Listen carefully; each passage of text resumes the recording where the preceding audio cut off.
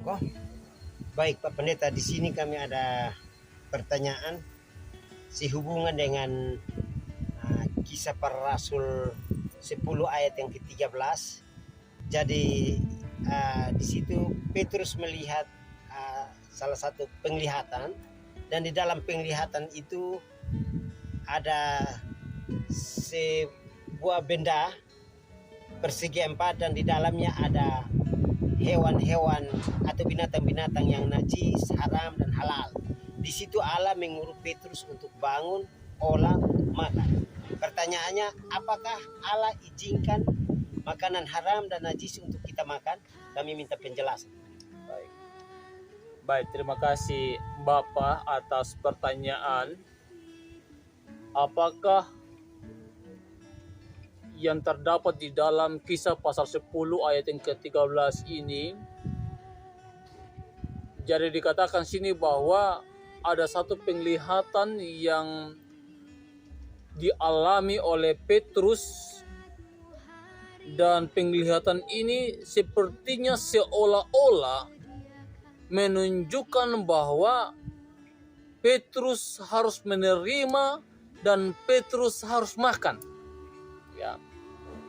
Pertanyaannya adalah, apa penglihatan yang dialami oleh Petrus ini? Binatang seperti apa yang Tuhan minta untuk Petrus makan? Nah, ini ya pertanyaannya ya, kita lihat.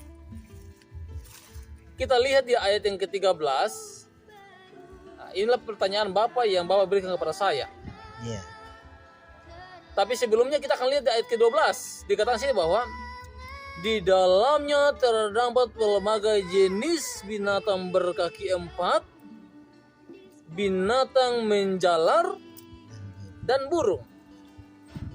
Nah, tentunya ketika kita baca firman Tuhan dalam Perjanjian Lama, tentunya kita sudah dapatkan bahwa ada berbagai makanan, ya, binatang yang boleh Tuhan berikan untuk menjadi makanan kita. Benar ya? Yeah. Jadi berbagai makanan yang Tuhan perlihatkan kepada Petrus ini, bisa dikatakan bahwa berkaki 4 bisa saja ada jadi makanan kita. Ya, kemudian ada juga burung. Ya, bisa saja burung apa? Burung yang kita bisa makan. Karena di dalam Imamat 11 sudah menjelaskan lebih detail bahwa burung juga ada burung apa yang boleh kita makan, ada burung apa yang tidak boleh kita makan. Tetapi yang lebih menarik untuk kita katakan bahwa inilah sesuatu yang apa? Haram. Dikatakan sini bahwa ada binatang menjalar. Apa binatang menjalar? Ular. Pertanyaannya, ular apakah bisa dimakan? Tidak. Ayat ke-14 katakan, tapi Petrus menjawab, tidak Tuhan, tidak. Sebab aku belum pernah makan sesuatu yang haram dan yang tidak tahir. Nah, ini makanan yang diperlihatkan Tuhan kepada Petrus ini. Yang kita lihat yang pertama adalah, apakah Petrus ini sudah pernah makan binatang haram atau belum? Nah, ini pertanyaannya ya.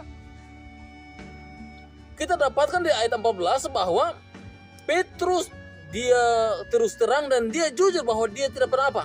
Makan. Jadi Petrus mendapatkan penglihatan ini. Yesus di mana? Yesus sudah di surga. Yesus sudah terangkat, Yesus sudah mati. Tapi banyak pandangan orang katakan bahwa dengan kematian Yesus di atas kayu salib, Yesus telah membatalkan semua binatang haram, sudah menjadi untuk apa? Kita makan, sudah dihalalkan. Sedangkan ketika Yesus naik ke surga, Petrus benar-benar katakan sini bahwa dia tidak pernah makan. Itu saja dulu. Ternyata Petrus ini juga dia mengikuti apa? firman yang dikatakan dalam perjanjian lama. Ya. Dan kita lihat kemudian ayat ke-15. Terdengaran pula untuk kedua kalinya. Jadi penglihatan itu ada pertama kali dan ada kedua kali. Suara yang berkata kepadanya, apa yang dinyatakan halal oleh Allah tidak boleh engkau apa? Menyatakan haram. Ingat itu. Apa sebenarnya yang Tuhan mau tunjukkan kepada Petrus dalam penglihatan ini? Ya. Ayat yang ke-28. Dia kata apa? Ia berkata kepada mereka, kamu tahu betapa kerasnya larangan bagi seorang Yahudi untuk bergaul dengan orang yang bukan Yahudi. Jadi konsep daripada makanan itu, orang Yahudi menganggap kepada orang non-Yahudi adalah apa? Orang yang haram, orang yang kafir, orang yang berdosa. Jadi penglihatan itu menunjukkan bahwa ketika Yesus sudah mati atas kayu salib, bahwa pekabaran Injil itu, kematian Yesus itu, menceritakan kasih Yesus itu bukan hanya kepada orang Yahudi saja, tetapi harus semua orang dapat apa? Menerima pekabaran Yesus itu. Karena Yesus mati untuk apa? Apakah hanya orang Yahudi saja? Semua orang, tidak melihat daripada apakah dia Muslim, Hindu, Buddha, Katolik atau apapun. Kematian Yesus untuk apa? Semua orang. Untuk itu konsep daripada penglihatan itu ayat 28 dikatakan sini bahwa kamu tahu betapa kerasnya larangan bagi seorang Yahudi untuk bergaul dengan orang-orang yang bukan Yahudi atau masuk ke rumah mereka. Tapi Allah telah menunjukkan kepadaku bahwa aku tidak boleh menyebut orang najis atau apa? Tidak tahir. Tetapi Allah telah menunjukkan kepadaku, menunjukkan apa? Dalam penglihatan itu.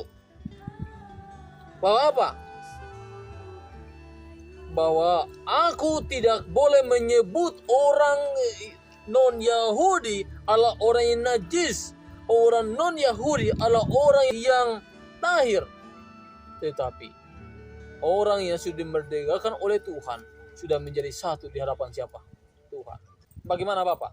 Bas.